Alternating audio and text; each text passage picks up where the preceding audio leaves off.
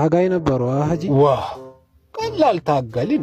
አንድ መንጌ ስብሰባ ብሎ ጠርቶናል። አላሁ ሰላም ተሰበሰበ። ሰው ችግር ካለብኝ ንገሩኝ አለ። ተነሳዋ። በቃ እኔ ደግሞ ያወቅኩትን ባውቅ አልናገርም፣ ዝም ብለው ምለው። እዛን ቀን ምን እንዳመጣብኝ አላቅም። ቆምኩና አንተ አልኩትስ፣ አንተ ከላይ ከታች አስገባውለት። መንጌ ትልቅ ነው፣ ግዙፍ ነው፣ ደግሞ ቀይ ነው። ጥቁር ነው።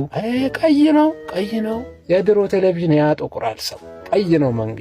እዛ እንዲህ ብሎ መጣስ ብድግ ሲል ሰው ካሁን ፋጃው። በቃ አለቀለት ሰው። ወጣና ጠጋቤ እግሬ ስር ሽምድምድ ብሎ ገብቶ ይቅር ይበሉን ሀጂ ይቅር ይበሉን። እኔ መንጌ ነው። እኔ ደግሞ አንዴ ከገነፈልኩኝ መመለሻ የለኝ። ኩራቱ አለችብኝስ ለምንኛ ልመለስ።